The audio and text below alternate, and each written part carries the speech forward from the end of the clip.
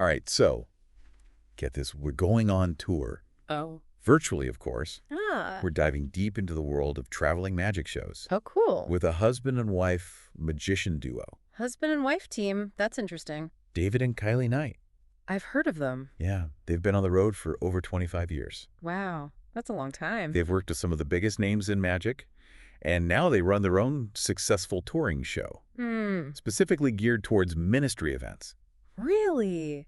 Ministry events? Yeah, talk about a niche market. You don't hear about that very often. Their webinar is packed with insights on everything, Oh, wow. from building a show that truly wows audiences Hmm. to the nitty-gritty logistics of life on the road. Yeah, I bet. Ever wondered how they pack up all those illusions? I have, actually. Manage different venues every night Yeah. and still keep the magic alive. Keep the spark. Well, you're in for a treat. I can't wait. What I find fascinating is that the Knights emphasize that it's not just about the tricks. Right. It's about creating a complete experience, Yeah. a performance that leaves the audience spellbound. I mean, that's what it's all about, right? It's an experience. Right. And they actually encourage aspiring magicians not to shy away from the classics. Oh, that's interesting. You'd think seasoned pros would want to reinvent the wheel. Right. Try to come up with something new. But the Knights say even top illusionists built their careers on those tried and true effects, adding their own personal flair along the way. That's smart. Whoa. I never thought of it like that. Yeah. It's like you need to show the audience, the fundamentals Yeah. before you can really blow their minds with your own unique style. Right. Like establish some credibility. It builds trust. For sure. Exactly. It's like learning the scales before you compose a symphony. Perfect analogy. You need that foundation. Yeah. And speaking of building a performance, Okay. the Knights are really strategic about the flow of their show. Yeah. They don't just throw in a dangerous act right off the bat. There's an art to pacing the show, a deliberate emotional arc. Yeah. They create with drama, humor, and suspense. Build up to it. Think of it like a roller coaster. Oh, yeah. You wouldn't want the biggest drop at the very beginning. Uh-huh. You need to build anticipation. Right. Take the audience on a journey. Take them on a ride. Makes total sense. Yeah. They're masters of creating that. Yeah. I can't believe what I'm seeing. Absolutely. They're pros. And it's especially crucial for a traveling show where you might have a new audience every night. Right. You got to hook them? You need to capture their attention quickly and leave them wanting more. Absolutely. Now, another thing that struck me is how much Kylie, who also happens to be a bit of a celebrity look expert, Ah. Interesting. emphasizes the importance of a magician's appearance. Yeah. It's all about creating a persona, Right. a visual representation of their magical identity. Yeah, you got to look the part. And guess what? Uh. Even David has a simple makeup routine for stage presence. Wait, really? Even the guys? Even the guys wear makeup. Never thought about that. Spill the tea. Okay. It's not about looking glamorous. So what is it about? It's about highlighting features and ensuring they're visible under those stage lights. Okay, makes sense. I bet that makes a huge difference, especially in venues with different lighting setups. Oh, yeah, for sure. Absolutely. And Kylie has a genius tip for that. Okay, what is it? A portable makeup mirror with adjustable lighting. Oh, that's a good idea. It ensures consistency no matter where they perform. Wow. They have thought of everything. That's brilliant. Yeah. It's like they've thought of everything to maintain a professional image, even on the go. Well, it is their business. And that brings us to another key aspect of their success systems. Ah, systems. Running a two-person show on the road requires a ton of organization. It has to be a well-oiled machine. The Knights rely on some pretty interesting tools, like a CRM. Oh, a CRM. Isn't that something A like... CRM. Isn't that something big companies use to track sales and stuff? like for big businesses? You'd be surprised. Okay. CRM stands for Customer Relationship Management. Uh-huh. And the Knights use a program called Mago Talent, Mago Talent. designed specifically for magicians. Wow. There's a CRM for everything. It helps them manage everything from booking gigs and handling payments to sending automated communications. Oh, really? Automated communications. Hold on. Oh, wait. Automated communications. Yeah. So they could be driving to their next show, Hmm. and an email is automatically going out to confirm details with a client. That's amazing. Yep. Wow. It's all happening in the background So they can just focus on the show. while they focus on the road and, of course, perfecting their act. Makes sense. That frees up so much time and mental energy. Oh, yeah, I bet. I bet it also helps them maintain a really professional image. Yeah, for sure. No more scrambling to respond to emails or worrying about forgetting to send invoices. Just take care of business. Exactly. It Yeah. streamlines their business operations and allows them to focus on what they do best, entertaining audiences. That's the goal. Now, besides the CRM, they also use a program called Band Helper, Right. or a similar one called Gig Deck, Gig deck. which they say is like a musician's set list, but for magic tricks. So it's like a show planner. They meticulously plan the order of their tricks, even timing each act, I bet. to ensure a tightly paced show. Yeah, you don't want any dead air. And apparently they get a lot of compliments for ending precisely on time. Really? It's like they're performing magic with the clock itself. Wow. This level of precision is incredibly important, especially in the context of touring. Yeah, I imagine so. Why do you think timing is so crucial for them? Well, I'd imagine a lot of their clients, especially like churches and ministry events, Right. probably have strict schedules Right. that they need to adhere to. A lot of their clients, especially churches and ministry events, have strict schedules they need to adhere to. And it also reinforces their professionalism and reliability. Yeah. For sure. Which is vital for securing future bookings. Makes them look good. It's all about building trust and exceeding expectations. Absolutely. Speaking of exceeding expectations, Okay. the last tool in their systems arsenal is QLab. QLab? Now, I know a little bit about this from my theater days. Wow. It's this amazing software Yeah. that professionals use to control audio-video and even lighting cues during performances. I've heard of it.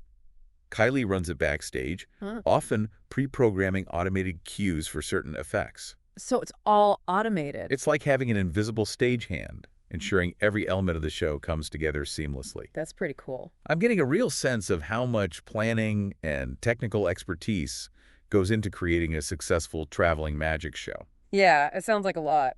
It's not just about pulling rabbits out of hats. Is it full production? It's a full-fledged production. Wow. And the Knights have created a system that allows them to deliver a high-quality show wherever they go. That's impressive. It is pretty impressive. Yeah. It makes you wonder, how do they invest in all this? Yeah, where does the money come from? Especially when they were starting out. Yeah, how do they get it off the ground? That's a great question. Yeah. And it leads us to the next part of their story. Okay. The importance of investing wisely in your show. Right. We'll dive into that in the next part of our deep dive. Can't wait. Okay, so we've talked about the importance of a well-structured show Right. and having systems in place. But now I'm really curious about the investment side of things. Yeah, the money. What do the Knights consider essential investments for a traveling magic show? Well, they're big believers in quality over quantity. Okay, They emphasize investing in professional-grade props, makes sense. high-resolution photographs, Yeah. and even a professionally produced promo video. A promo video. Yeah. That's smart. It's like a... It's like a digital business card, right? Yeah. Like a digital portfolio. It lets potential clients see what you're all about before booking you. And the Knights have a great story about how a high-quality promo video led to an instant rebooking for them. Really? It's proof that investing in professional visuals can really elevate your perceived value. Oh, wow. Wait, tell me more about that story. Okay, so... What made this video so special? Well, they didn't just throw together some clips from their phone. Right. They hired a professional videographer who understood how to capture the energy and magic of their show. Oh, wow. It wasn't just a list of tricks, it was a mini-movie that left viewers wanting more. That makes total sense. Yeah. You want to create that wow factor, that feeling of, I need to see this live. Exactly. So what would you say makes a great magician promo video? For me, it's all about showcasing the performers' personalities, their stage presence, Yeah. and giving glimpses of their most impressive illusions. Right, like a teaser. You want to create a sense of wonder and excitement. And don't forget the music. Oh, yeah. The right soundtrack can really amp up the drama and magic. Totally. It's like the icing on the cake. It completes the whole package. Absolutely. It's Yeah. all about creating an immersive experience that leaves a lasting impression. Yeah, you want people to remember you. Now, shifting gears a bit, Okay. the Knights also talk about the importance of back-of-room sales. Back of room sales. You know, things like branded merchandise, magic kits, that sort of thing. Okay. I always thought that was more for musicians. Yeah, me too. But I guess it makes sense for magicians, too. Yeah, I guess so. It's a brilliant strategy, actually. Really? Not only does it provide an additional revenue stream, Uh-huh. but it also elevates the entire show experience. How so? I'm not sure I follow. Okay. How does selling merch elevate the show? Well, think about it. Having a dedicated space for merchandise Okay. with professionally designed displays and products Yeah. creates a more polished and professional image. Right. It adds to the overall aesthetic. Oh, I see what you mean. Yeah. It's like it shows that you're serious about your craft and that you've put thought into every detail. Right. It's all part of the experience. Exactly. Wow. And it also creates an opportunity for fan interaction. Oh, yeah. Imagine you've just witnessed an incredible magic show. Hmm. You're feeling that post-show buzz, Mm-hmm. and then you get to meet the magicians, get their autographs, Oh, wow. and even take home a piece of the magic with you. That's really cool. That's so true. Yeah. It's like extending the magic beyond the stage, Mm. and the Knights even offer custom magic kits, Oh, wow. which I bet are a huge hit. Probably. Why do you think people love taking a piece of the magic home? I think it's that tangible connection to the experience. Yeah. It's a souvenir with a story, Uh-huh. a reminder of that feeling of wonder and amazement they felt during the show. Right, And who knows, maybe they'll even try their hand at a few tricks themselves. right. Inspire the next generation. Yeah, exactly. It's like taking home a little bit of that magic to spark your own creativity. I like that. Speaking of taking a leap of faith, Okay. the Knights have a pretty incredible story about their decision to go all in on magic. Yeah, what is it? Yeah, back in 2014, they decided to quit their 7. you heard that right, 7 part-time jobs Wow. to pursue magic full-time. That's a lot of jobs. 7 part-time jobs. Wow. That's crazy. That's some serious dedication. Yeah. What do you think pushed them to take such a big risk? I think it was a combination of passion, Yeah. belief in their craft, Mm-hmm. and a little bit of that now or never feeling. Yeah. They knew they had something special, Mhm. and they were ready to give it their all. It must have been terrifying to give up that steady income. Yeah, I bet. Even if it was spread across 7 jobs, Right? it takes a lot of courage to step into the unknown like that. For sure. What do you think is the biggest hurdle for most people when it comes to taking a similar leap? Fear of the unknown, definitely. Yeah, There's always that voice whispering, what if it doesn't work out? What if I fail? right. It can be paralyzing. Yeah, it can be tough. But the Knight's story reminds us that sometimes the biggest risk is not taking one at all. Right. You could miss out on something great. It's a great reminder that playing it safe can sometimes be the riskiest move of all. Yeah, sometimes you gotta go for it. You might miss out on incredible opportunities if you're too afraid to go after what you really want. Exactly. And speaking of opportunities, Okay. the Knights found success by targeting a very specific niche ministry events. Right. They found their audience. Now that you mention it, Yeah. I'm struck by how much they've tailored their show to that audience. Uh-huh. It's not just magic. Right. It's magic with a message. Yeah, they found a way to connect with that specific community Exactly. and provide them with something truly unique and meaningful. It's a brilliant example of how specialization can be a key ingredient for success, Yeah. especially in a crowded market. It helps you stand out. It makes you think what other niches are out there. Right. What else is there? What unique audiences are waiting for someone to create something special just for them? That's a great question. It's all about finding that sweet spot where your passion meets a need in the market. Yeah, where you can really make a difference. And who knows? Yeah, Maybe the Knight story will inspire our listener to uncover their own unique niche it could happen. and create something truly magical. That'd be awesome. You know, it's really inspiring Yeah. to hear how the Knights combined their talent for magic Mm-hmm. with a smart business strategy Mm-hmm. to create such a fulfilling career. Yeah, they really made it work. It's a powerful reminder that success isn't just about luck or raw talent. Right. It's about hard work planning Mm-hmm. and being willing to take calculated risks. Yeah, you got to put in the effort. Absolutely. And they've given us so many practical takeaways in this deep dive. For sure. We've talked about crafting a show that's more than just a collection of tricks. Right.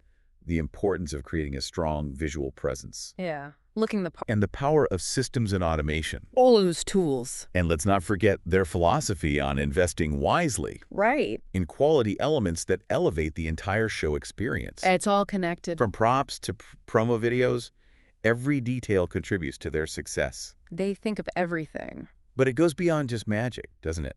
I think so. I feel like their story has so much to offer. Yeah. Anyone with a dream, Mm-hmm. a skill, or a passion they want to share with the world. It's universal. That's what's so fascinating about these deep dives. Yeah. We get to extract these universal principles of success Right. from seemingly niche fields. It's all about finding the common threads. Exactly. Mm-hmm. Whether you're a magician, a musician, an artist, or an entrepreneur. Yeah, any field, really. The fundamentals of building a successful career are remarkably similar. It's all about the basics. It all comes down to finding your audience, delivering a high-quality product or service, Mm-hmm. and creating systems that allow you to operate efficiently and effectively. And, of course, having that passion.